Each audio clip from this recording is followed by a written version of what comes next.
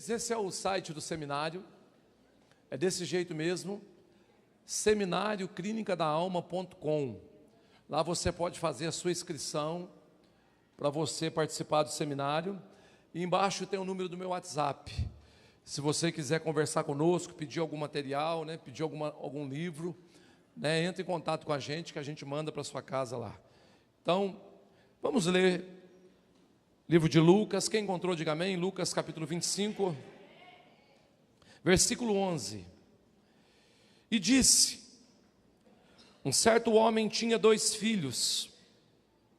O mais moço deles disse ao pai: Pai, dai-me a parte dos bens que me pertence.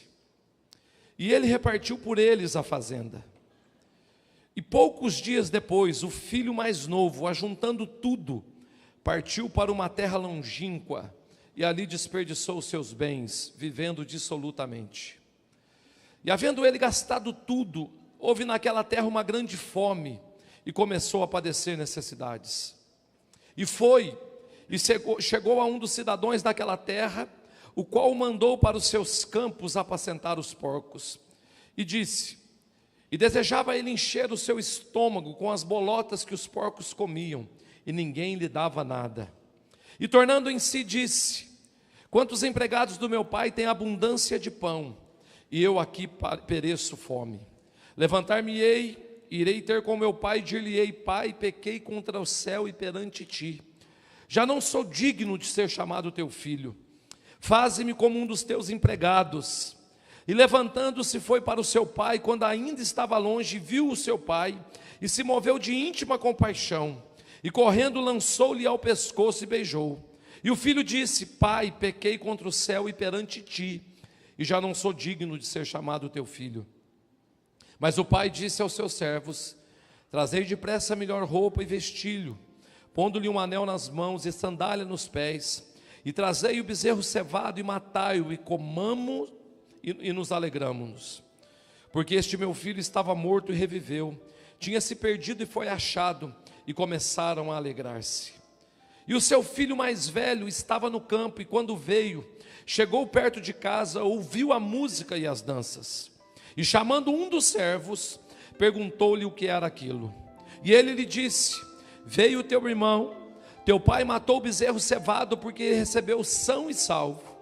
Mas ele se indignou e não queria entrar. E saindo seu pai, rogava-lhe que entrasse com ele. Mas respondendo ele, disse ao pai: eis que te sirvo há tantos anos, sem nunca transgredir o teu mandamento, e nunca me destes um cabrito para alegrar-me com os meus amigos. Vindo, porém, este teu filho que desperdiçou os teus bens com meretrizes, mataste-lhe o bezerro cevado. E ele lhe disse: filho, tu sempre estás comigo, e todas as minhas coisas são tuas. Mas não era justo nos alegrarmos e folgarmos-nos, porque este teu irmão estava morto e reviveu, e tinha perdido e achou-se. Amém, queridos? Vamos orar mais uma vez. Curve sua cabeça. Senhor, pedimos que a sua graça novamente venha sobre nós, Senhor. Pedimos que a misericórdia do Senhor possa inundar os nossos corações, a nossa mente, o nosso espírito. Pai, tem misericórdia de nós, nos ajuda a compreender as tuas verdades nessa noite. Nos ajuda a entender, Senhor, os teus caminhos, os teus mistérios. Nos ajuda a compreender, Senhor, a revelação da tua palavra. No nome de Jesus Cristo nós oramos. Amém. Queridos, eu gosto muito desse texto. Esse texto foi um ensinamento trazido pelo próprio Jesus. O capítulo, queridos, texto antes desse texto, Jesus estava falando da dracma perdida, de uma mulher que perdeu dentro da sua casa uma dracma. E aí ela sai a procurar essa dracma, e ela faz de tudo, ela revira a casa toda, e quando ela encontra, ela festeja demais, ela chama suas amigas e faz uma festa. O contexto dessa parábola, queridos, é quando Jesus estava falando a respeito do valor de uma pessoa, de uma alma. Mas quando ele chega no filho pródigo, queridos, e quando a gente lê esse texto, e eu já li esse texto várias vezes, porque eu queria realmente entender o que Jesus estava querendo dizer aqui. E a princípio, a gente entende exatamente isso, um filho que foi e voltou para casa. Mas quando eu estava pensando, queridos, eu me coloquei no lugar desse menino. Esse texto fala de 3 personagens: o pai, o filho mais novo e o filho mais velho. E foi o filho mais novo que fez a burrada. Foi o filho mais novo que saiu de casa, foi o filho mais novo que gastou tudo que tinha, e foi o filho mais novo que foi recebido também pelo pai. Mas eu me coloquei no lugar desse menino. Todos nós aqui, queridos, alguns ainda são, mas a maioria de nós já fomos jovens. Queridos, quem aqui nunca sonhou em sair de casa? Quem nunca aqui depois de uma boa surra, né, depois de uma pegada boa do seu pai e da sua mãe, falou: quando eu tiver 18 anos, ninguém me segura? Sabe o que aconteceu com esse menino, queridos? Esse menino viveu dentro de uma estrutura a vida toda. Ele estava dentro de uma casa, dentro de uma família, ele estava bem protegido. Aparentemente, queridos, o pai desse menino era um homem generoso, era um homem equilibrado, tranquilo, tanto que o desfecho da história, da vida desse menino, queridos, foi extraordinário. Ele vai, apronta, perde tudo, é recebido de novo em casa como filho. No fundo, ele perdeu só dinheiro. O desfecho da vida dele é extraordinária. Então o pai era uma pessoa boa. Então nós temos aqui a história de um jovem, de um moço, que estava numa casa, numa estrutura. De repente ele cismou com a vida e falou: rapaz, pai, me dá um dinheiro, eu quero parte da minha herança. Irmãos, qual jovem que não é rebelde? Qual jovem que não se sente no direito? Qual jovem que não se sente injustiçado pelo pai e pela mãe? Qual jovem, queridos, que tem os seus momentos, que não tem os seus momentos de ingratidão, onde o pai e a mãe deu tudo, dá tudo e para ele não basta? Quantas vezes os pais ficam chocados com os filhos, quando o filho chega e fala: você não me dá nada, e aí o pai dá um discurso, uma lista de tudo que já deu para o filho, né? Porque ele anota tudo, para nessa hora ter anotado, né? Para poder falar. Mas qual jovem, queridos? Qual jovem que não tem uma crise? Qual jovem que não tem uma dificuldade? Eu tenho um filho de 16 anos, e ele está saindo agora, né, daquela fase ali da adolescência. E um dia eu cheguei em casa, o Israel estava lá chorando no sofá, mas chorando de soluçar. E aí eu olhei aquilo, a minha esposa falou para mim: você não vai fazer nada? Eu cheguei: Israel, o que foi? Ele falou: nada. Eu falei: filho, normalmente as pessoas não choram por nada, nessa intensidade. Mas já que não é, deixa chorar, chora bem, chora que faz bem. A minha mulher saiu, daqui a pouco o Israel entra no quarto dele, fica uns 20 minutos, volta como se nada tivesse acontecido, secou as lágrimas e está assistindo a televisão normal. Minha mulher volta para a sala e fala: o que você fez? Eu falei: você nem imagina o trabalho que eu tive para contornar essa situação. Qual jovem que não tem as suas crises, queridos? Qual jovem que não tem as suas dificuldades? Então esse menino chegou para o pai e falou: pai, eu quero minha parte da herança. Queridos, e ele talvez não tenha feito isso pensando em ir embora, porque a Bíblia não deixa isso claro. A Bíblia diz o seguinte, que depois de alguns dias, que ele estava com o dinheiro no bolso, veio a ideia de ir embora. Então o cara está cheio do dinheiro, um menino novo, falou: rapaz, eu sou dono do meu nariz, eu vou curtir a vida. E saiu. Só que ele vivia num contexto. Ele estava dentro de casa, ele estava protegido, ele estava guardado, ele tinha estrutura familiar. Queridos, quando ele sai lá para fora, totalmente inexperiente na vida, que é o que a gente tenta comunicar para os nossos filhos o tempo todo, fala: rapaz, você não sabe o que você está falando, você não sabe como é que é a vida lá fora. Mas ele não quer escutar a gente, ele quer ir lá e quebrar a cara. E foi o que aconteceu com esse menino, ele foi, e não deu outra. O pai, na tentativa de salvar o filho, não entregou esse filho na mão de Satanás, entregou na mão de Deus. Falou: você quer ir, vai. E o pai ficava esperando todos os dias esse filho voltar, porque o pai conhecia o filho, sabia as limitações dele, e sabia que ele ia voltar um dia. Então esse pai não fechou a porta. Então esse personagem que é o irmão mais velho, o irmão mais novo, talvez ele me representa, talvez ele te representa. Eu me lembro até hoje, que o maior trauma da minha vida, às vezes eu estou em algum lugar, eu fico olhando para ver se meu pai não está chegando, porque eu tenho um trauma de infância. Eu lembro uma vez, eu e meu irmão tivemos uma ideia brilhante, pular a janela de casa para ir na danceteria. Nós estamos lá, irmãos, curtindo um passinho, vocês lembram da época do passinho? Curtindo um passinho, daqui a pouco, quem que eu vejo? Parou a danceteria inteira, um homem entra, um vulto naquele escuro, Aí eles acendem a luz da danceteria, quem que é? O meu pai, de sandália havaiana, pé de um pé do outro, com a meia e um pijama furado, entrando, vindo até onde a gente estava, pegando nós dois pela orelha. Irmãos, eu fiquei uns 3 meses sem sair na rua. Eu morria de vergonha. Isso criou um trauma. Quem que depois, no momento desse, irmãos, não pensa em ir embora? Me fala. Quando eu tiver 18 anos, eu sumo. A minha mãe, ela é daquela que ia juntando a surra, né? Ela falava assim, a hora que eu te pegar, a hora que eu te pegar. E quando pegava, irmãos, eu apanhava por coisa que já tinha caducado. Já tinha passado 5 anos, mas ela lembrava. Não esquece não, o negócio é sério. E aí eu falava, Deus, eu vou sumir de casa quando eu tiver 18 anos. Então esse jovem fez o que talvez eu e você fizemos a vida toda na nossa infância e adolescência. Tivemos o nosso momento de rebelião. Mas o que eu acho interessante do filho mais novo é que a Bíblia fala da vida dele, começo, meio e fim. A gente sabe como começou, como foi o meio e quando ele voltou para casa. A história desse menino fecha. Aí tem o pai. Quem era o pai? Um homem generoso, sábio, prudente, um homem equilibrado, que sabia lidar com as circunstâncias, que sabia contornar as circunstâncias, que tinha uma sabedoria para não perder um filho, mas para ganhar um filho.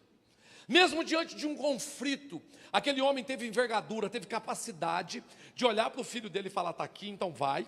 E quando o filho voltou, ele teve a sabedoria de pegar esse filho de novo e de reintegrar esse filho dentro do seio da família. Então uma pessoa madura, equilibrada, um homem que sabia o que estava fazendo, um homem que sabia ser pai. Agora interessante, queridos, que apesar de todas essas características do pai, o filho mais novo quis ir embora. Ele quis conhecer o mundo. E eu quero te falar uma coisa nessa noite, queridos. Tem muita coisa que é responsabilidade sua, mas tem muita coisa que não é. Tem muita coisa, queridos, que foge o controle de um pai, de uma mãe. E você precisa sim saber lidar com isso e entregar essa pessoa na mão de Deus. Porque, queridos, eu vejo pessoas que às vezes elas passam um limite e elas querem ser Deus na vida da pessoa. E isso é perigoso demais. Então você tem que saber até onde é a culpa que está dirigindo a sua vida e até onde você realmente tem uma responsabilidade e precisa arcar com ela. Então nós precisamos ter esse equilíbrio. Esse pai tinha certeza absoluta do papel dele de pai. Ele não entrou em crise, lógico que um pai, queridos, quando vê um filho se ausentando, ele fica mal. Então esse cara não ficou em crise. Falou, você quer ir? Vai, sofreu como todo pai sofreria. Mas ele tinha convicção absoluta que o final da história ia acabar bem. Porque ele sabia o pai que ele era. E aí a gente tem um terceiro personagem dessa história, que é o filho que ficou. O filho que nunca saiu de casa. O filho que era certinho. O filho que era bacana. O filho mais velho. Queridos, esse filho, ele representa milhões de pessoas ao redor do mundo nesse momento. A história desse menino é a história de milhares de pessoas ao redor do mundo. Esse menino, queridos, ele é a representação do espírito de orfandade. A orfandade, queridos, não é um sentimento.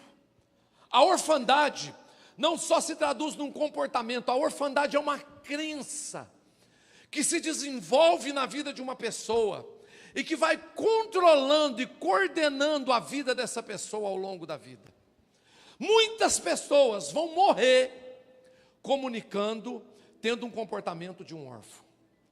E o problema maior, queridos, do órfão, é que nunca nada vai estar bom. Nunca nada vai ser o suficiente. Nunca essa pessoa vai conseguir ser feliz. Nunca essa pessoa vai se bastar na vida. Nunca essa pessoa vai se encontrar no meio aonde ela vive. A orfandade, queridos, é uma mentalidade, é uma maneira que a pessoa decide de viver a vida dela. E aí é complicado demais. O texto começa dizendo o seguinte: um pai tinha 2 filhos. Um deles chegou e pediu a herança. O que o pai fez? Deu a herança só para um filho? Não, a Bíblia diz que ele dividiu a herança pelos 2 filhos. Pelos 2. Um pegou, foi e gastou absolutamente. Então o outro tinha a herança dele. Esse menino que ficou, queridos, não tinha a mínima ideia de quem era o pai dele. Queridos, o que tem de gente que não tem ideia de quem é Deus?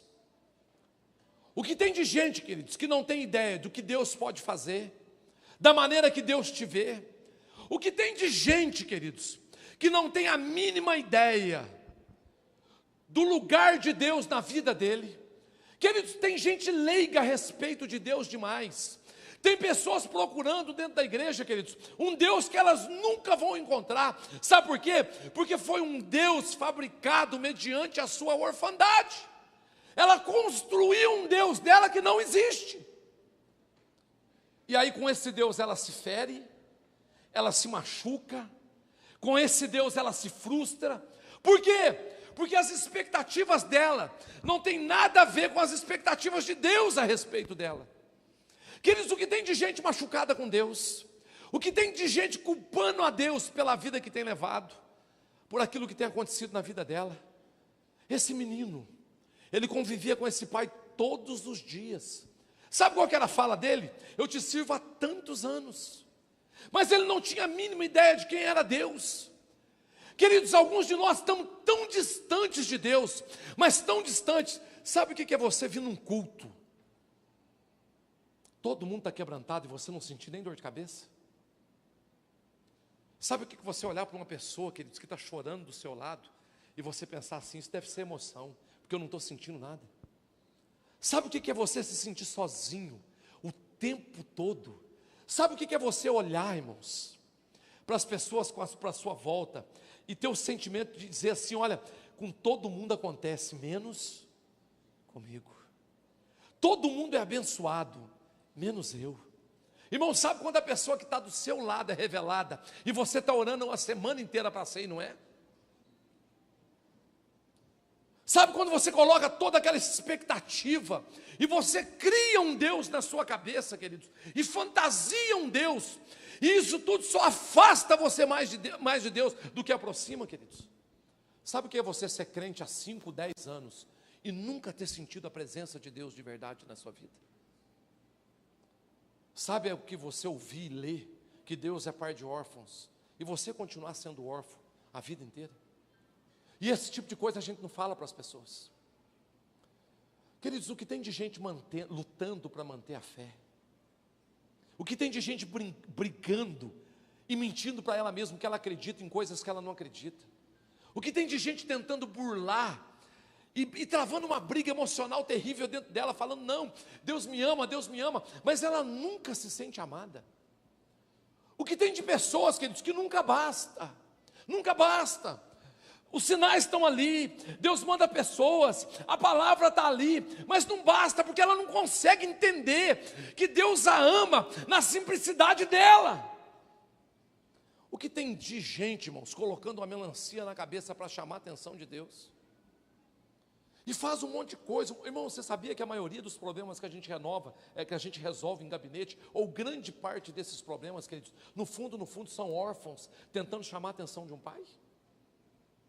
Você sabia que os problemas da adolescência e juventude hoje são filhos órfãos, queridos, órfãos de pai presentes, tentando chamar a atenção de um pai, apesar de já fazer parte da igreja há muito tempo?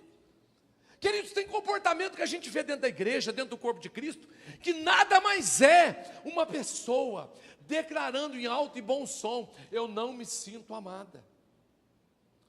Você sabe o que é uma pessoa depender todo dia de alguém olhar para ela e dizer, eu te amo? Eu te amo. Você sabe quando o sentimento que às vezes tem no coração de uma pessoa, queridos, que você está indo na direção dela, e de repente o irmão para falar com você, e você vira e vai embora e não conversa com aquela pessoa? Você sabe o que é a pessoa esticar a mão e você não vê, que ele desvirar as costas para essa pessoa, e essa pessoa morrer por dentro e falar, ninguém me ama? Queridos, a orfandade é uma mentalidade, não basta. Você pode fazer o que for, você pode dar o que for, você pode falar o que for, não basta. Você não consegue alcançar o coração dessa pessoa, não porque ela não quer ser alcançada, ela é inalcançável. Tudo que você fala não alcança, tudo que você faz não alcança, tudo que você planeja não alcança. Esse menino, queridos, Ele estava 24 horas por dia ao lado do Pai, mas ele não tinha a mínima ideia de quem era o Pai. Se eu te perguntasse nessa noite, quem é Deus para você, o que você me responderia?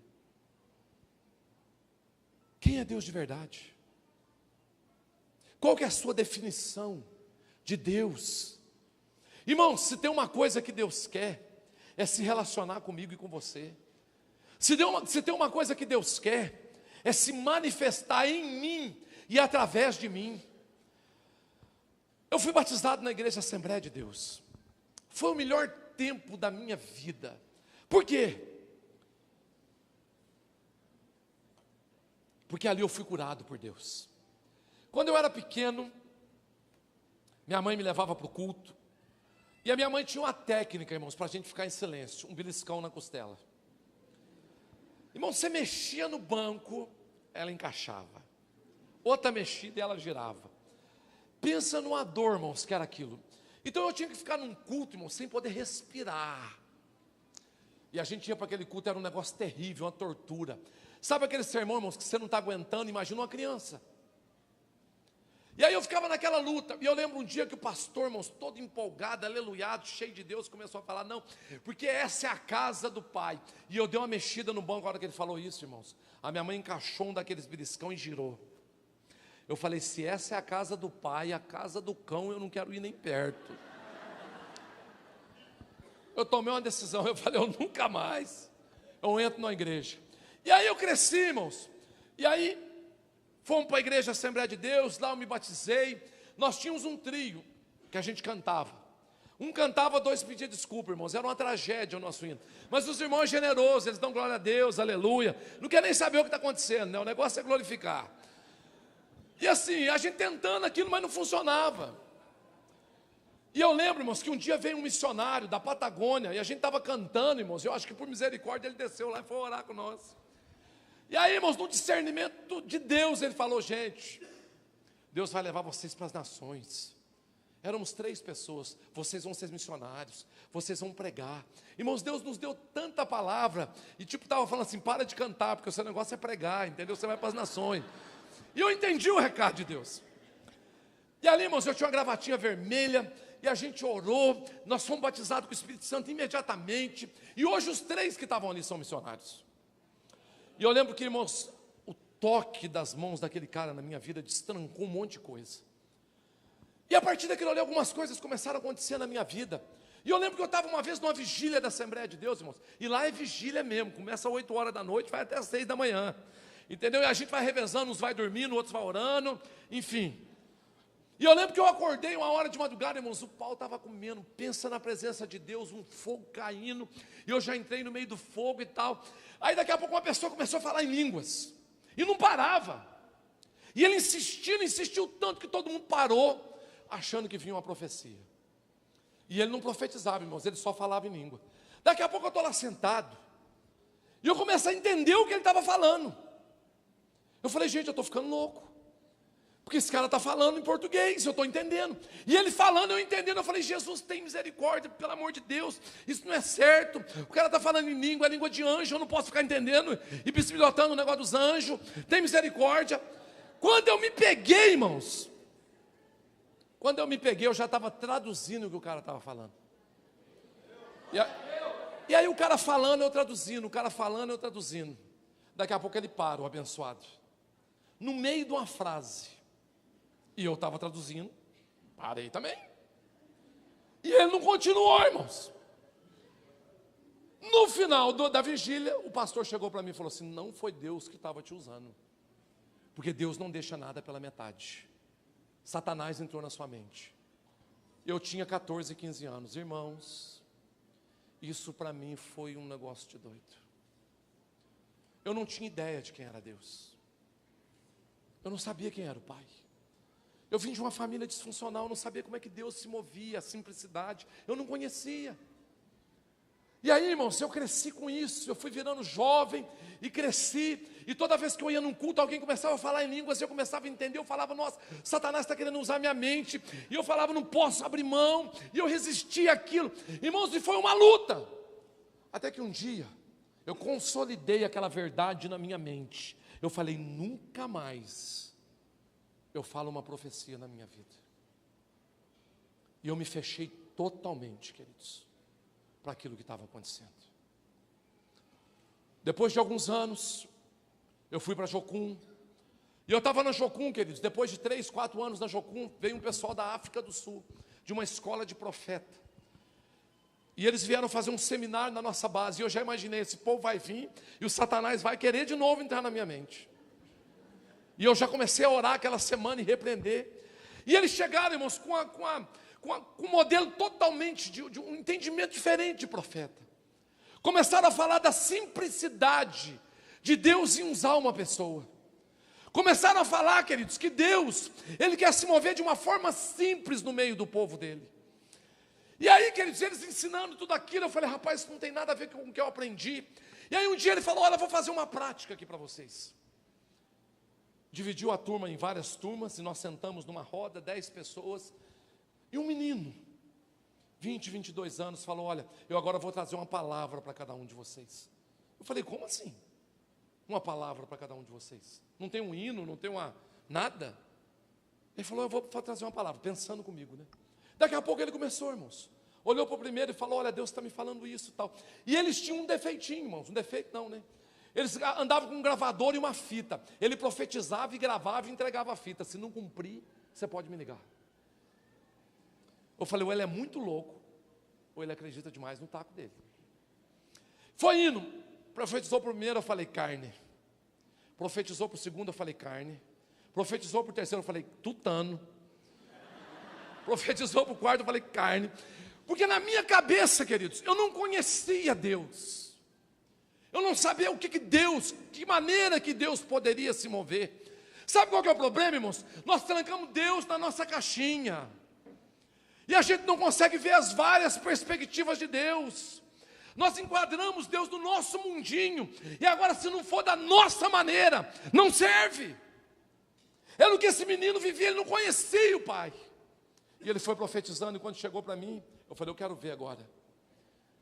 Ele começou dizendo assim, naquela vigília não era Satanás que estava na sua mente. Era eu que estava falando através de você. Eu falei, esse cara é de Deus. Irmãos, ninguém sabia disso. E esse cara começou a profetizar, queridos. A profetizar. A profetizar. No final ele levantou da cadeira, ele estava com uma blusa de couro.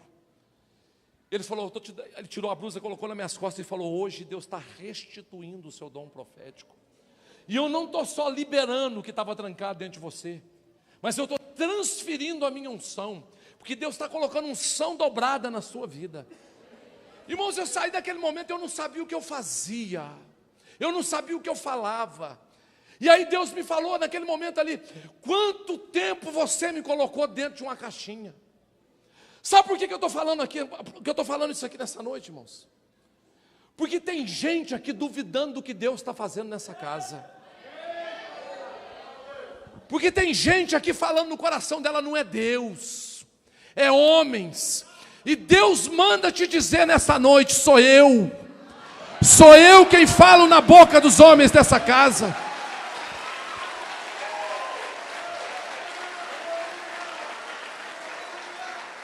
Se você não acreditava, passe a acreditar, queridos. Comece a conhecer Deus, porque você vai se surpreender com o que Deus vai fazer daqui para frente.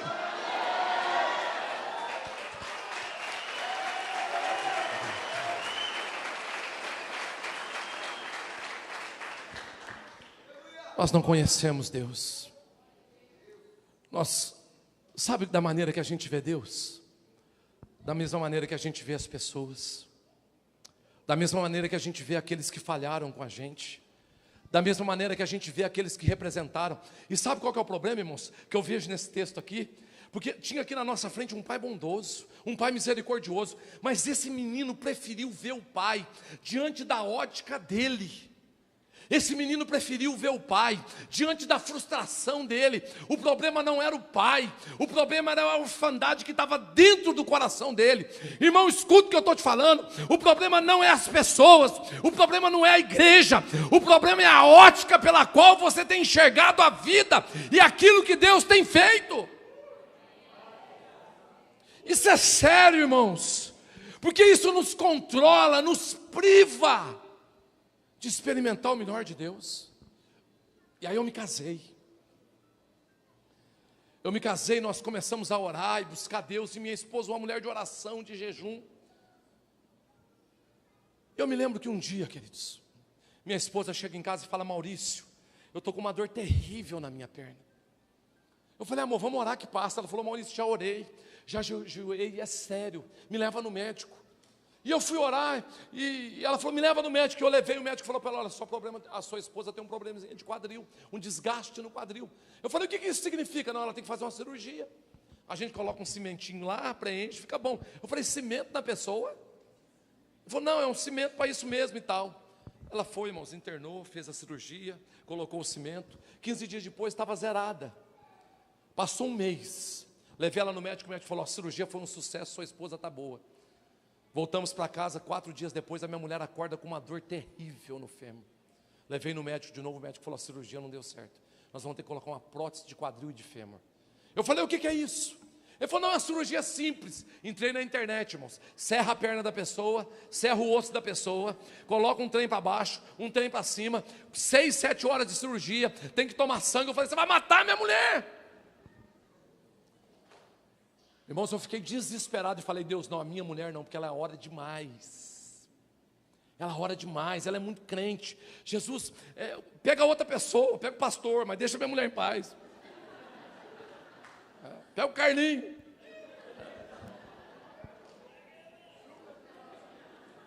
Irmãos, não teve jeito. Marcou a cirurgia, a minha mulher foi operada. Quando eu fui no hospital ver a minha mulher o primeiro dia, irmãos, ela estava toda ensanguentada. Ela tinha que pôr o pé no chão no primeiro dia de cirurgia, tomando morfina, queridos, na medula óssea, de tanta dor que ela estava enfrentando. Queridos, eu fiquei desesperado. Quando saí de lá, irmãos, do hospital, uma conta pós-cirurgia que o plano não cobria, R$5.000 para pagar. Passei o cartão de crédito, 10 prestação de R$500. Fiquei desesperado, durante 10 meses Deus me tratou, porque eu falava: Deus, o Senhor não podia ter feito isso com a minha esposa. O Senhor não é bom. O Senhor não ama a gente, porque a minha esposa é uma mulher de Deus. Quando chegou dezembro daquele ano, eu paguei a última prestação, dia 20 de dezembro. Falei: graças a Deus. Minha esposa estava reformada, tinha acabado de pagar a prestação. Falei: acabou o sofrimento. Nós íamos viajar para a casa do meu pai, que eles foram passar o Natal em casa, e ir para o impacto evangelístico que a gente ia fazer. Eu peguei meu carro, desci de casa, fui na padaria, comprei uma Coca-Cola. Por isso que eu falo: Coca-Cola não é de Deus. Eu parei de tomar. Peguei meu carro, voltei, botei o carro na garagem, subi, irmãos, que a garrafa de Coca-Cola, minha esposa gritou: olha o carro. Eu falei: está na garagem. Ela falou: não está não. O carro desceu a garagem de casa, irmãos, derrubou o portão, manobrou. Pensa num demônio barbeiro que pegou meu carro. Manobrou, desceu a rua, pegou 2 carros de um lado e 3 do outro, irmãos. O carro estava carregado, foi meia, cueca, calcinha, roupa voando para todo lado. Irmãos, eu sentei em desespero na beira da calçada e falei: Deus, eu acabei de pagar agora a conta. Final da história, R$5.000 de despesa. Peguei o carro do seguro, viajei, fui para a casa da minha mãe. Foi o pior Natal da minha vida. Quando termina janeiro, mais ou menos dia 10 de janeiro, a oficina me liga: seu carro está pronto. Peguei meu irmão, caminhoneiro, experiente para dirigir, falei: vamos comigo buscar meu carro em Curitiba. Eu tinha R$3 na minha conta, eu tinha que pagar 5.000. E ele foi dirigindo, eu falei: eu vou orando, porque chegar lá eu tenho que pagar esse dinheiro e tal. E fui. No meio do caminho, na Serra do Cafezal, trânsito parado, meu irmão para o carro. Daqui a pouco ele liga o carro e bate na traseira de um caminhão. Eu falei: o que foi? Ele falou: me deu um branco. Eu falei: quando te dá branco, você destrói o carro dos outros? Ele falou: não foi nada não. Eu olho, irmãos, para-choque, para-lama, tudo caído no chão. Joguei tudo no porta-mala. Cheguei lá na operadora de seguro, falei: ó, tem um probleminha com o carro aqui. Ela falou: moço, o senhor não acredita, o senhor tem uma sorte. Eu falei: você quer um pouco? O senhor fez uma franquia diferenciada. Eu falei, o que isso significa? Não, é só mais 1.500.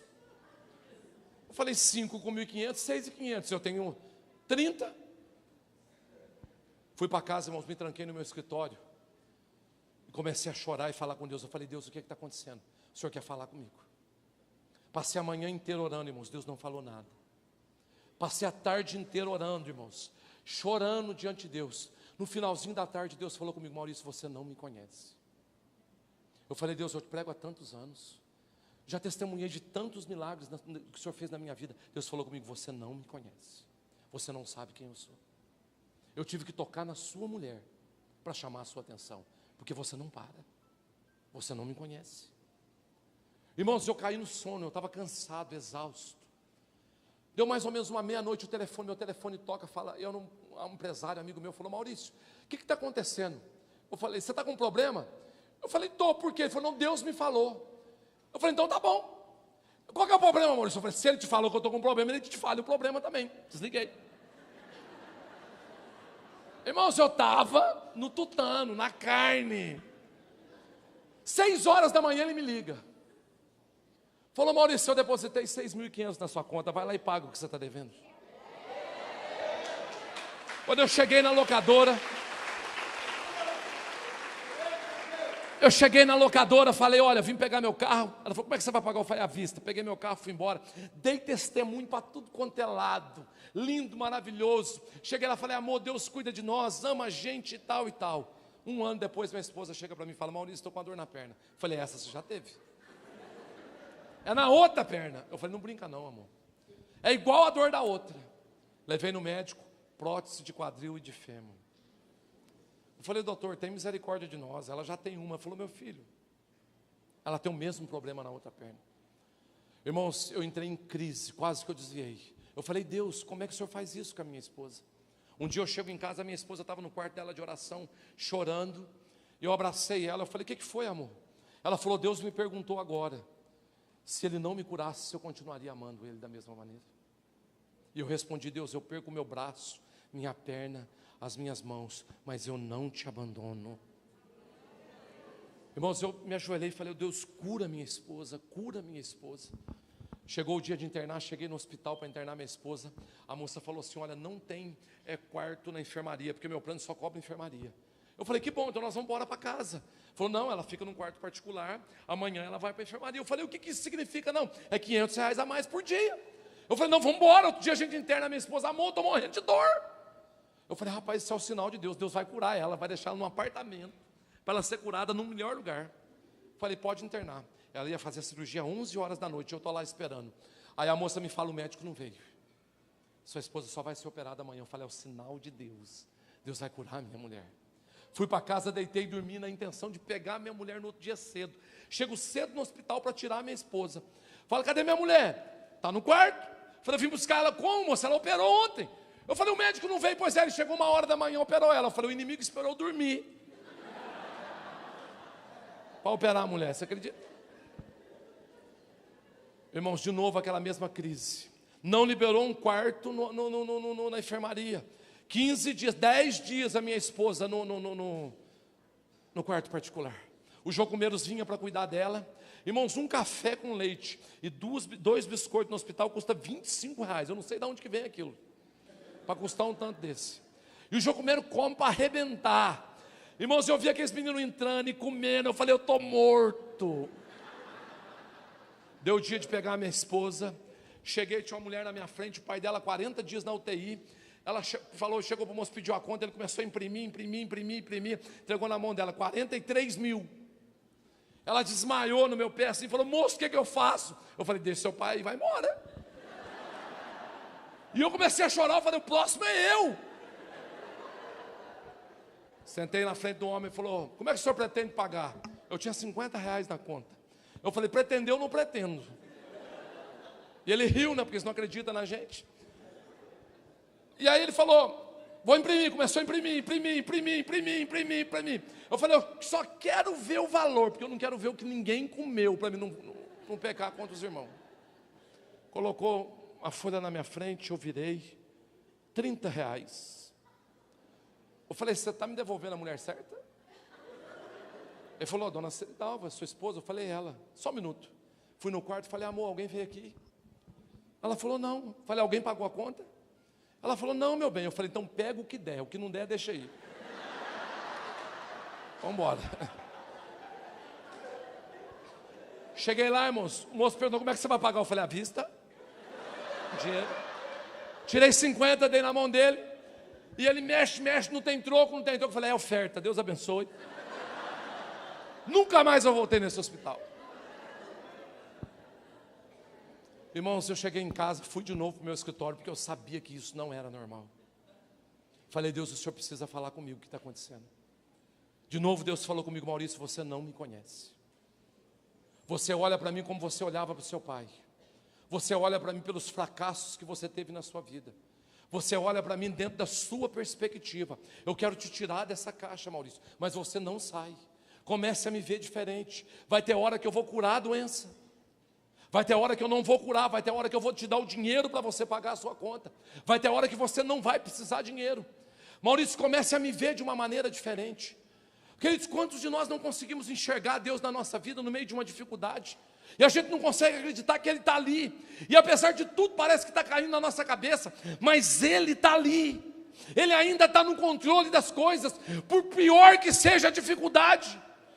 Por que a gente não entende, queridos, que tem situações que a gente passa, que no fundo, são provas de Deus, para mexer com o nosso egoísmo, mas nós não conhecemos. Porque a nossa fé se abala fácil demais. A gente desiste fácil demais. A gente negocia fácil demais. A gente ama a nossa reputação demais. A gente se coloca em dúvida demais. A gente não tem ideia de quem Ele é, apesar de estar com Ele todo culto. Queridos, Deus quer se revelar para mim e para você. Deus quer se fazer conhecido. Sabe qual que é o lema da Jocum? Conhecer a Deus e fazê-lo conhecido. Você não pode fazer conhecido quem você não conhece. Você não pode apresentar para as pessoas quem você não conhece de verdade. E sabe qual que é a minha grande crise que tem sido nesses dias? O Deus que nós temos apresentado para os outros não é o Deus da Bíblia, é o nosso Deus. É o Deus que nós criamos dentro do nosso coração, baseado nas nossas frustrações. Não é um Deus de misericórdia, de graça. Quando eu ouço pessoas falando, Deus vai pesar a mão, quer dizer, esse não é o meu Deus, porque o meu Deus é um Deus de amor e de misericórdia. Se eu estou colhendo alguma coisa, não é porque Deus é um carrasco, é porque eu semeei. Mas eu faço questão de deturpar a personalidade do meu Deus, como esse filho estava deturpando a mentalidade do pai, a personalidade do pai. Esse filho, ele não tinha ideia, a mínima ideia de qual era o seu lugar naquela família. Sabe o que ele faz? Ele chega em casa, ao invés dele entrar lá dentro, porque a casa era dele e ele era filho. Ele era o filho que ficou. Ele era o cara bom bambam da história. Ele não tinha ido embora. Ele não tinha gastado nada. Ele estava com moral. Ele tinha que entrar e falar, gente, o que está acontecendo aqui? Ele procura um empregado, porque ele se sentia um empregado. Era assim que ele se via. Queridos, nós procuramos pessoas para nos relacionar iguais a nós. Então se você reclama dos seus amigos, é porque você é igual a eles. É dessa maneira que nós somos. Ele foi no empregado e falou, o que está acontecendo aqui? Porque era dessa maneira que ele se via na casa do pai. Queridos, como que você se vê no reino de Deus? Há quanto tempo você desistiu de manifestar os seus talentos e seus dons? Há quanto tempo você está jogando responsabilidade para o outro? É o outro que faz, é o irmão que faz. Há quanto tempo você não se dispõe a dizer, não, Deus, eu também faço parte, eu também faço parte. Irmãos, pensa comigo, olha o terreno que Deus deu para vocês, olha o tamanho daquilo ali. É porque há uma perspectiva de multiplicação no coração de Deus. E quem que Deus vai usar para isso? Você! Quando a gente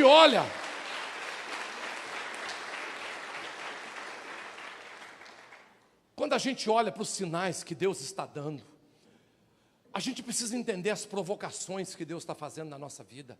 Queridos, em vários momentos da nossa vida, escuta o que eu estou te falando, Deus vai nos provocar. Tem problema que não é problema, é provocação de Deus. Quando Deus nos dá um terreno desse tamanho, um desafio maior do que nós, Deus está provocando a nossa fé. Sabe o que Deus está dizendo? Eu fui pregar na igreja de um pastor, e esse pastor estava numa garagem. E aí, queridos, ele tinha comprado um terreno do tamanho dos seus, enorme. A igreja dele estava vivendo o que vocês estão vivendo aqui. E um dia eu estava em casa, eu preguei, virei amigo dele, somos amigos pessoais. Eu estava em casa, Deus falou, liga para ele. Eu liguei e falei, pastor, Deus mandou te ligar. Aí ele falou, para quê, Maurício? Eu falei, não sei ainda, vamos ficar conversando aqui para a gente descobrir. Ele só mandou te ligar. E eu liguei. E aí a gente conversando, conversa vai, daqui a pouco, irmãos, Deus falou para mim, fala para ele, que o tamanho que ele construiu eu encho. Eu vou andar não na minha fé, mas na fé dele. O tamanho que ele fizer eu encho. Eu vou andar na fé dele. Irmãos, esse cara construiu um templo que você não tem ideia. Você não acredita o que Deus está fazendo. Não tinha nada, era no meio de uma favela, era só mato. Queridos, em 2 anos, encheu de condomínio em volta da igreja. Mais de 200 mil pessoas morando em volta da igreja. Deus falou, é tudo para cá. É tudo para cá, vai vir tudo para essa igreja. Irmãos, Deus está provocando a nossa fé. Qual que é o seu lugar nessa igreja aqui? Qual que é o seu lugar? É lugar de doente? De vítima? Qual que é o seu comportamento? Novo convertido a vida inteira? Qual que é o seu lugar? Esse menino não sabia qual que era o lugar dele na casa dele. Ele perguntava para o empregado. Ele foi no empregado. Esse menino não tinha a mínima ideia dos seus direitos de filho. Sabe o que o pai fez? Repartiu a herança para os 2. Sabe o que ele fala para o pai dele? Te sirvo há tantos anos, o senhor nunca me deu? O pai tinha dado a herança. O que ele falou? O senhor nunca me deu? Queridos, o problema não é o que as pessoas nos dão, é o que a gente recebe. O problema não está no que as pessoas nos dão. Porque se você é doente, podem dar o mundo e o fundo para você. Você não vai receber.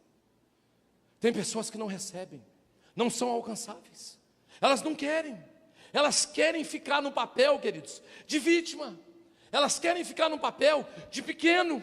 Elas querem ficar no papel de rejeitado. Elas querem ficar no papel de dor. Ninguém me ama, ninguém gosta de mim. Até que um dia você vai encontrar uma pessoa curada que vai falar, gosto e pronto, queira você ou não. O problema nosso, queridos, é que a gente pega uma pessoa dessa e fica bajulando. E a gente fica passando a mão na cabeça. Irmãos, o inferno não foi criado para o homem. Mas se o homem quiser ir, Deus não vai impedir.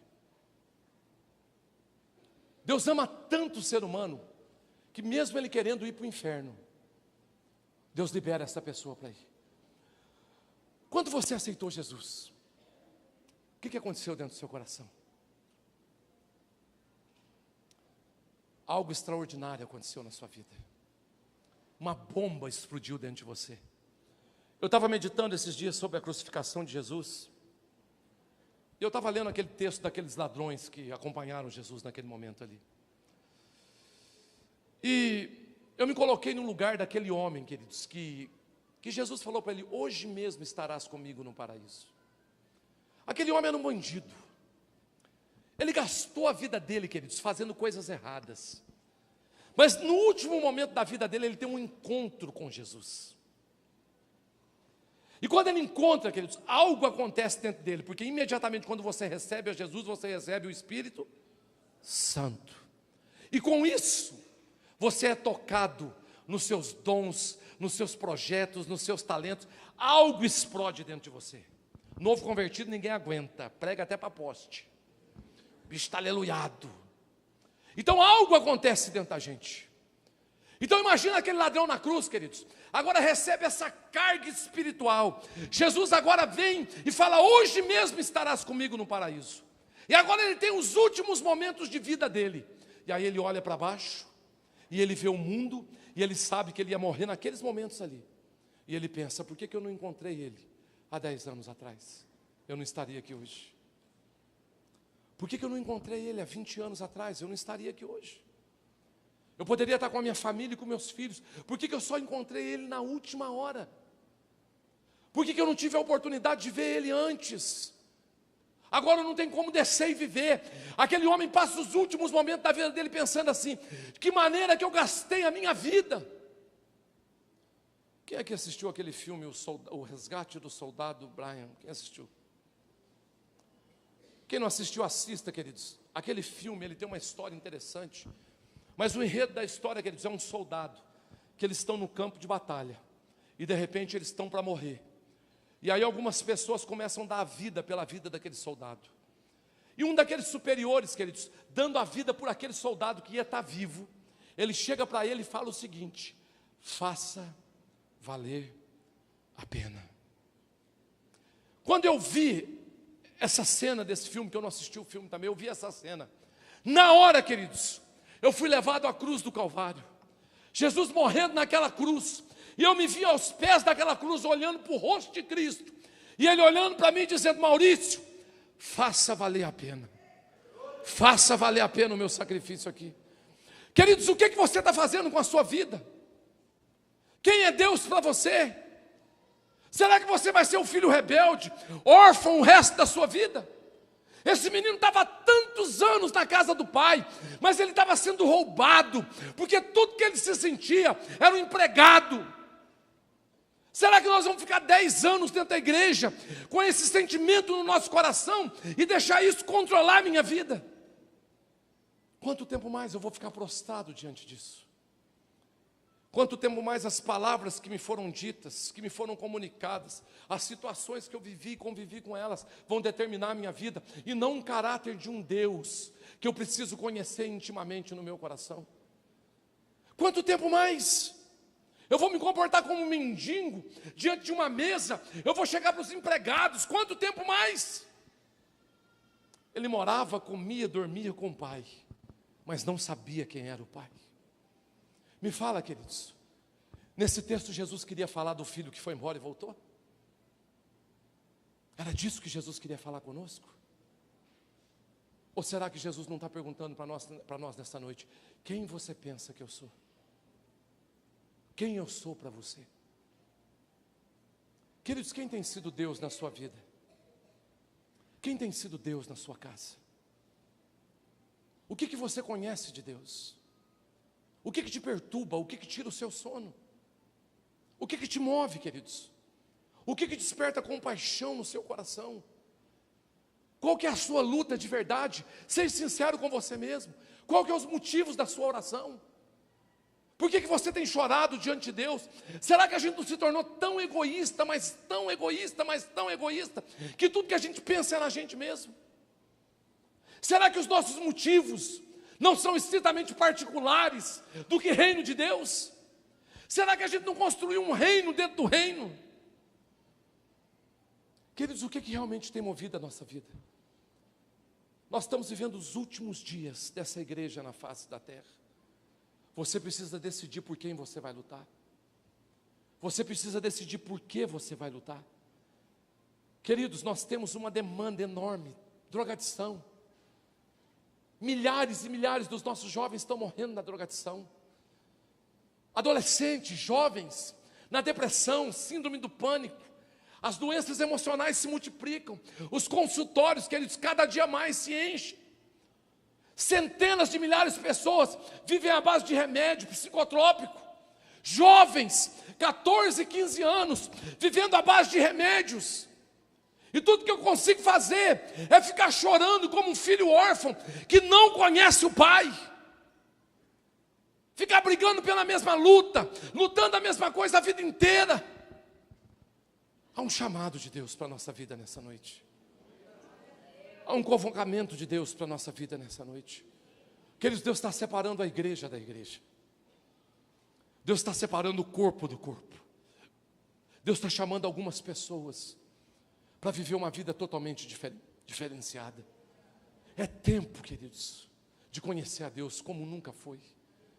Deixa eu te dar um conselho em nome de Jesus: gaste tempo orando. Gaste tempo lendo a Bíblia.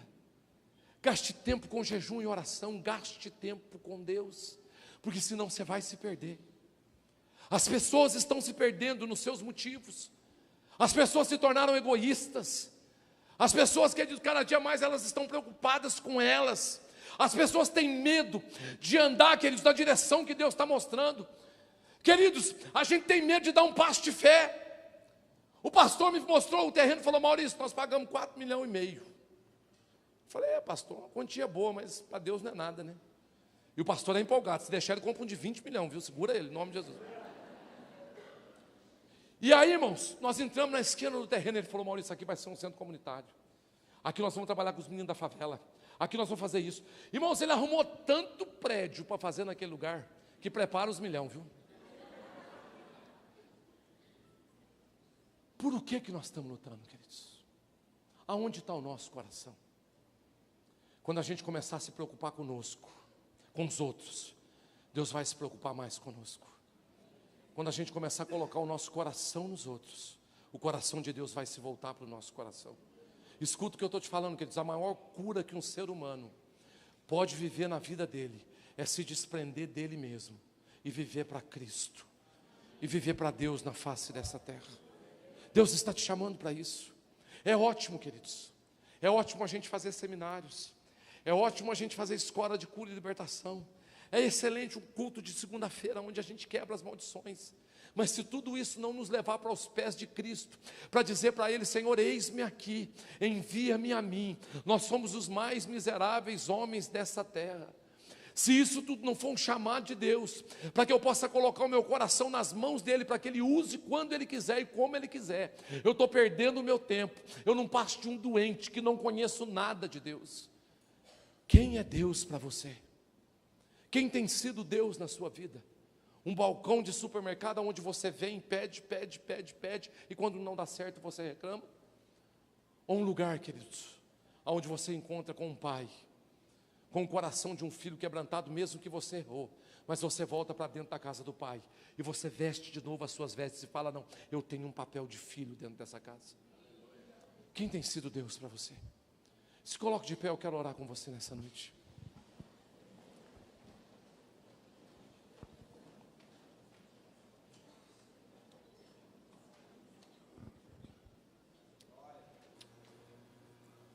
Queridos, hoje eu estava conversando com o irmão. Ele não me autorizou a contar o testemunho não, mas eu vou contar. E o pior é que eu não posso falar, senão eu falo. Mas eu achei interessante, queridos, uma parte do testemunho que ele estava me contando. Que ele falou que ele estava vivendo numa ministração. E era uma ministração sobre paternidade. E ele acreditava que ele não tinha nenhum problema de paternidade. Nenhum. E todo mundo estava vindo e chorando na cadeira. E vindo abraçando as pessoas, aquele ato profético de pôr pessoas na frente e tal. E ele falou: pastor, eu não estava sentindo nada. Falei: esse povo é muito mole, vai para frente, chora, abraça, chora e tal. E aí ele falou o seguinte: pastor, mas de repente eu falei: quer saber de uma coisa? Eu vou lá ver como é que é. Quando ele chegou e deu um passo, e abraçou a pessoa que estava na frente, ele falou que ele não conseguiu falar nada. A única coisa que ele conseguia fazer era chorar. Eu fiquei pensando nisso hoje a tarde toda. Eu falei: Deus, e se ele não tivesse levantado dessa cadeira e vindo à frente?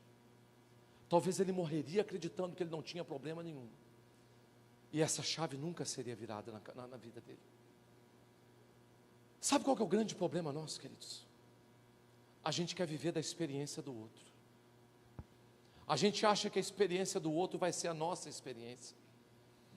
Quando alguém fala e desafia a gente a sair de um lugar, que eles não é para fazer bonito e para falar que a pregação deu certo, não. Isso é um ato profético, queridos, onde você não se conforma mais em estar no lugar que você está, porque você entende que você precisa dar um passo. Quando a Bíblia fala que o justo viverá pela fé, a fé é isso. Não é o que eu estou sentindo, não é o que eu estou vendo, não faz parte de uma comoção emocional. A fé é uma certeza de que eu ouvi a voz de Deus, e agora eu vou dar uma resposta para a voz do que Deus está dando. Muitos de nós temos perdido coisas grandes de Deus na nossa vida, porque a gente não tem coragem de sair do nosso lugar. Muitos de nós temos tido medo de nos entregar totalmente a Deus e falar: Deus, faz o que o Senhor quer fazer na minha vida. Queridos, escute uma coisa: se Deus está te mandando dar um passo, dê. Se Deus está te mandando ir na direção de alguém, vá. Se Deus está te... Queridos, vão ter muitos apelos ainda que você vai participar na sua vida, mas se em algum momento Deus te der uma convicção, não olhe. Por que a gente sempre espera o primeiro? Por que a gente espera sempre um ir primeiro? Por quê? Por que a gente nunca, queridos, tem coragem de dizer: não, Senhor, é para mim? Sabe aquela mulher, queridos, que foi curada do fluxo de sangue? No meio de uma multidão, Jesus pergunta: quem me tocou? Ela fala: eu te toquei. Sabe por quê? Porque ela sabia que aquele era o momento da vida dela. Queridos, a gente tem que descer mais. A gente tem que estar mais sensível, menos preocupado e mais entregue, menos preocupado e mais quebrantado. Queridos, Deus, Ele tem vindo sobre nós com uma voz suave, mansa. E eu tenho visto muitos de nós respondendo às circunstâncias desagradáveis, porque não conseguem mais ouvir a voz do Espírito Santo de Deus. Deus está chamando algumas pessoas para serem filhos nessa noite. Filhos de verdade. Talvez você se perguntou a vida inteira: Deus, por quê? Por que isso? Por que aquilo? Por que eu ainda passo por isso? E queridos, a resposta não é por quê, é para quê? Para que um dia, queridos, apesar disso tudo, você pudesse dizer no seu coração: Senhor, apesar disso tudo, eu ainda confio em Ti. Eu ainda acredito no Senhor. Queridos, eu não sei o que você está vivendo. Eu não sei qual a circunstância da sua vida. Mas o que eu sei, e tenho convicção absoluta no meu coração, é que nessa noite Deus está te dizendo: entrega tudo a mim. Me coloca no lugar que você me tirou há muito tempo. Me coloca de volta lá nesse lugar. Queridos, nós estamos vivendo um momento de crise no nosso país. E a gente não entende, a gente não lê a Bíblia. Sabe o que a Bíblia fala? Quando eu cerrar os céus, quando eu fechar as janelas, sabe quem que gera crise, queridos? Deus. Aí Ele disse: se o meu povo, que se chama pelo meu nome, orar e jejuar, e buscar a minha face, e se converter dos seus maus caminhos, eu virei dos céus. Queridos, tem crise na sua vida que não é Satanás, é Deus. É Deus. Essa noite há um chamado de Deus para você. Quem tem ouvidos para ouvir, ouça. Ouça Deus te chamando. Ouça Deus falando o seu nome. Ouça Deus te chamando para o braço dEle, para ter descanso, para ter paz. Aleluia.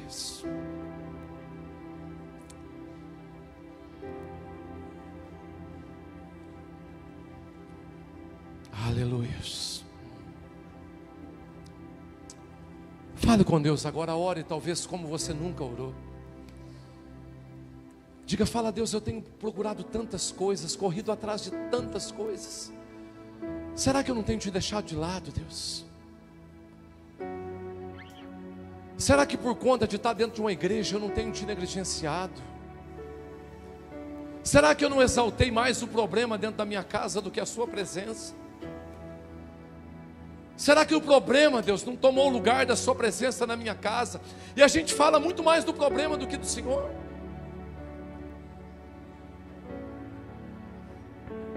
Diga para Ele agora. Fala: Senhor, o desespero entrou no meu coração, me afastou de Ti.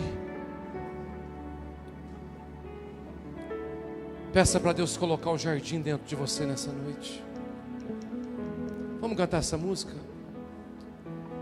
Não sei o que me tirou do jardim, teu amor colocou. Ore, queridos, ore. Ore, diga a Deus: eu quero voltar. Diga: Senhor, eu quero ter de novo aquela alegria que eu tinha. Diga: Senhor, eu quero sentir o Senhor de novo, eu quero ouvir a sua voz. Diga, deixa Deus te trazer de volta para o lugar onde você nunca deveria ter saído. Quando a gente canta, ore agora, ore, fala: Deus, me traz de volta nessa noite, me traz de volta, me traz de volta. Me tirou do jardim, tua humildade colocou o jardim em mim. E se eu vender tudo que tenho em troca do amor, eu falharia.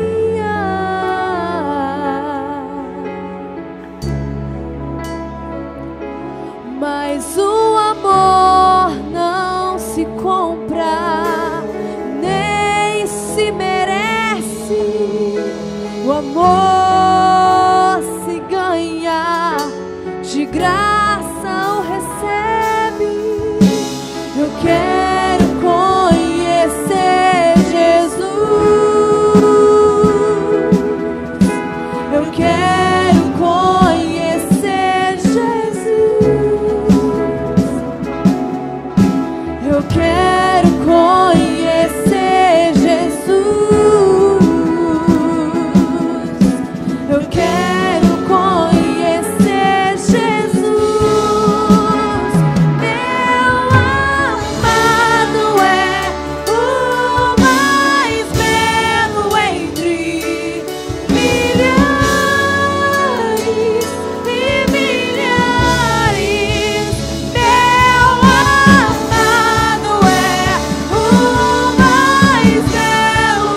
belo entre milhares e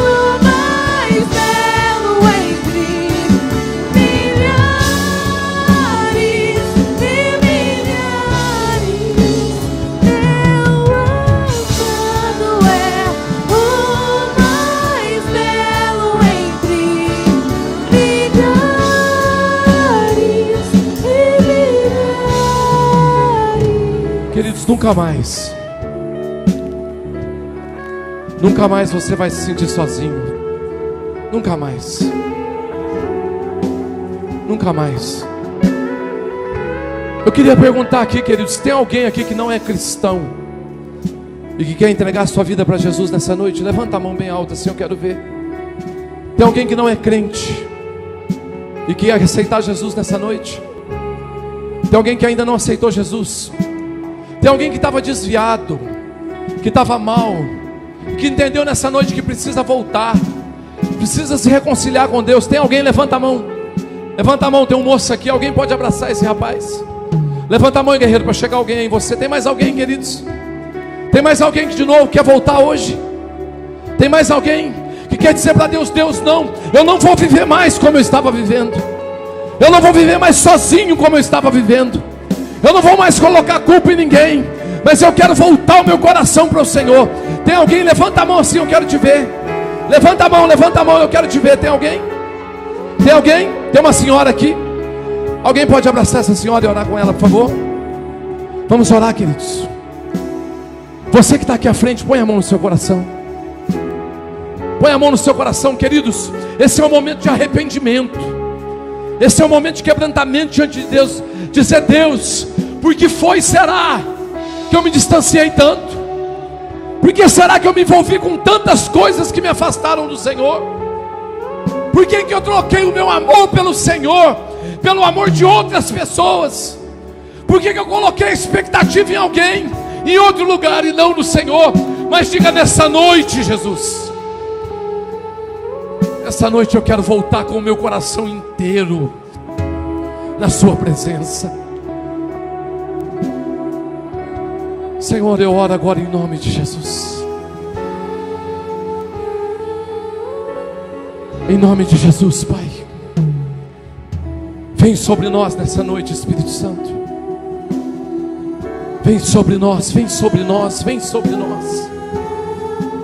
Senhor, o nosso orgulho nos tirou do jardim, o lugar que o Senhor nos colocou, o lugar que o Senhor preparou para nós.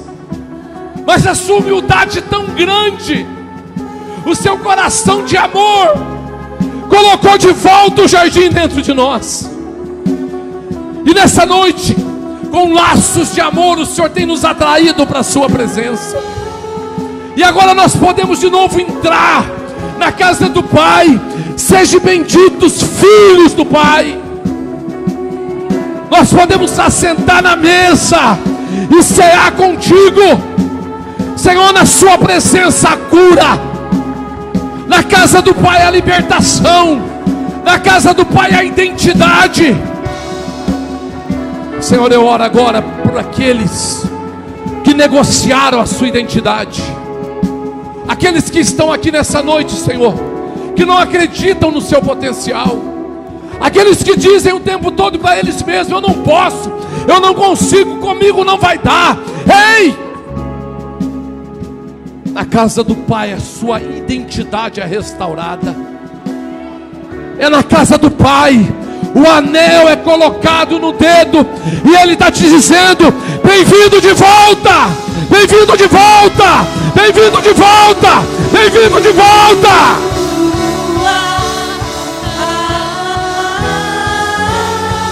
Senhor, troca as nossas vestes, troca as nossas vestes, Jesus. Troca a vergonha, troca a decepção, troca o medo, a frustração. Troca, Senhor, troca as nossas vestes, nos dá as vestes novas, renovadas. Ei, Senhor, zera a nossa vida hoje, zera a nossa vida hoje. Nós vamos começar de novo, nós vamos começar de novo, de maneira diferente, de modos diferentes, com pensamentos diferentes. Senhor, toca agora nessas crenças limitantes. Reescreve a nossa história agora, Jesus. Reescreve a nossa história agora. Toda vergonha, toda culpa, você que carrega culpa, tenha suas vestes trocadas agora em nome de Jesus. Você que carrega culpa, o Senhor está te dizendo: olha, eu estou te liberando da sua culpa, eu estou te liberando da sua culpa, eu estou te liberando da sua culpa. Se livre hoje, se livre hoje em nome de Jesus.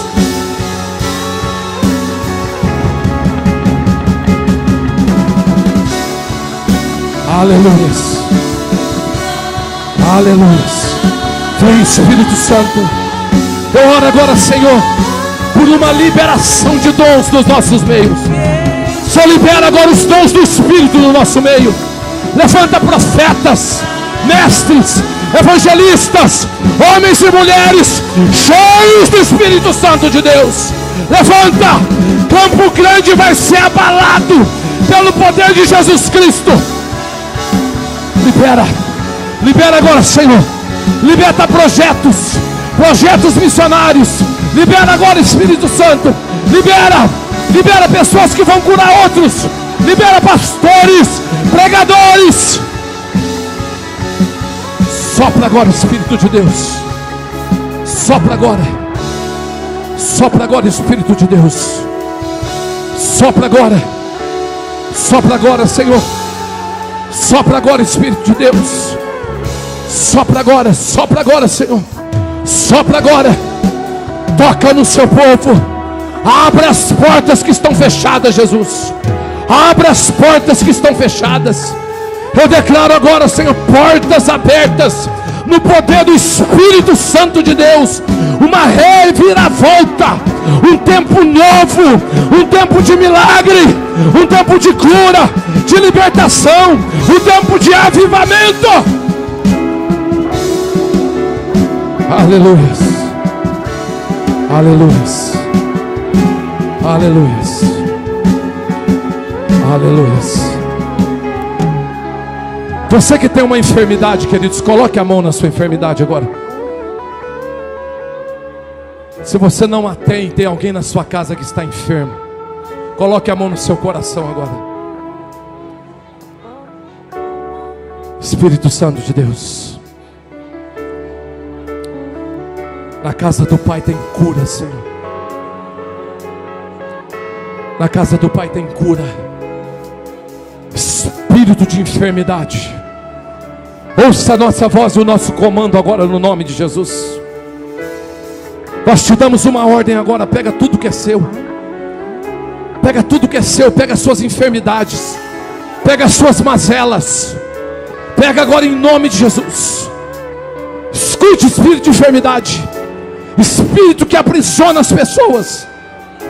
Pegue agora as suas mazelas e sai agora no nome de Jesus. Nós profetizamos e ordenamos no nome de Jesus. Doença, se dobre agora diante do nome que está acima de todo nome, o nome de Jesus. Enfermidade, sai agora, sai agora. Senhor, libera a cura agora, Espírito Santo, libera a cura. Senhor, nós queremos ouvir testemunhos de milagres, pessoas sendo curadas e restauradas. Depressão, sai agora em nome de Jesus, em nome de Jesus, em nome de Jesus, em nome de Jesus. Louvado seja o teu nome nessa noite, Senhor. A ti seja toda a honra e toda a glória. Aleluias. Vamos cantar de novo. Vamos cantar de novo. Adore ao Senhor, queridos. Continue adorando ao Senhor. Continue adorando ao Senhor. Aleluias. Cante esse hino. Faça desse hino a sua oração nessa noite. Tua humildade colocou jardim em mim. E se eu vender tudo que tenho em troca do amor